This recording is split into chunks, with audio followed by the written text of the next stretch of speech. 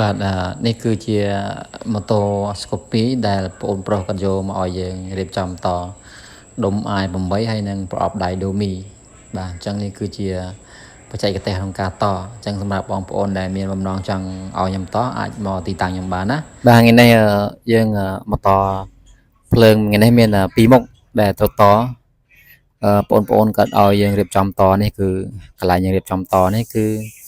ទី1គឺតភ្លើងប្រអប់ដៃដូមីហើយជាមួយនឹងយើងតជាមួយនឹង i8 បាទនេះគឺ i8 ជាគៀងមុខណាគៀងមុខគឺយើងត i8 ទាំងអស់បាទអញ្ចឹងនេះគឺយើងតរួចហើយបាទដែលបាន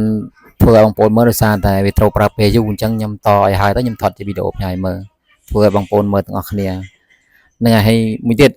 នេះគឺជាប្រអប់ដៃដូមីដែលយើងរៀបចំហើយនេះបាទអញ្ចឹងគឺយើងតភ្លើងចេញតាមប្រអប់ដៃបាទទាំងសងខាងនេះអញ្ចឹងវាមានសុំផ្លូវវាមានភ្លើងបំភ្លឺក្នុងប្រអប់ដៃហើយ display ហើយនឹងញាក់បាទញាក់សុំផ្លូវហ្នឹងហើយអញ្ចឹងយើងតប្រអប់ដៃដូមីជាមួយនឹង eyeball បងប្រុសខ្ញុំឲ្យរៀបចំគឺយើងធ្វើទាំងពីរមុខតែម្ដងអញ្ចឹងសម្រាប់បងប្អូនបាទដែលខ្ញុំលេងភ្លើងម៉ូតូចង់ឲ្យខ្ញុំរៀបចំតឲ្យអូខេអាចមកទីតាំងខ្ញុំបានណាហើយសម្រាប់លេខទូរស័ព្ទខ្ញុំគឺលេខ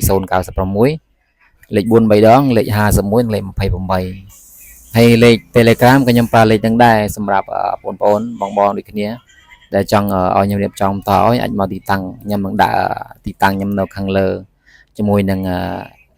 map Google ណាហ្នឹងហើយបងប្អូនអាចមកតាម map Google ក៏បានហើយតាក់ទងតាមលេខទូរស័ព្ទ Telegram មកក៏បានដែរបាទនេះគឺជាភ្លើងដែលយើងរៀបចំតឲ្យអស់ហើយបាទអញ្ចឹងនេះគឺ Scope 2023យើងតជាមួយនឹង i8 នោះគេដុំ i8 វាណាបាទដុំ i8 ហើយជាមួយនឹងប្រអប់ដៃដូមី i8 គឺយើងតចេញពីភ្លើងសាកទូរស័ព្ទណាបាទតចេញពីខ្សែភ្លើងសាកទូរស័ព្ទរួចហើយយើងរត់វាមកក្នុងសំណុំ farm មកហើយយើងសូកទៅចូលក្នុងសញ្ញោបាទបើសិនជាខ្ញុំធ្វើជាវីដេអូតម្ដងមួយគឺវាវែងហើយវាពិបាកធ្វើអញ្ចឹងមានតែខ្ញុំតឲ្យហើយខ្ញុំថតឲ្យចេញជាភ្លើងដើម្បីជូនបងប្អូន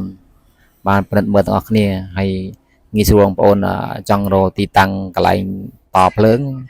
ចាំមកទីតាំងខ្ញុំមកខ្ញុំរៀបចំតឲ្យបានអូខេណាជាមួយនឹងដុំ i8 ជាមួយនឹងប្រអប់ដៃដូមី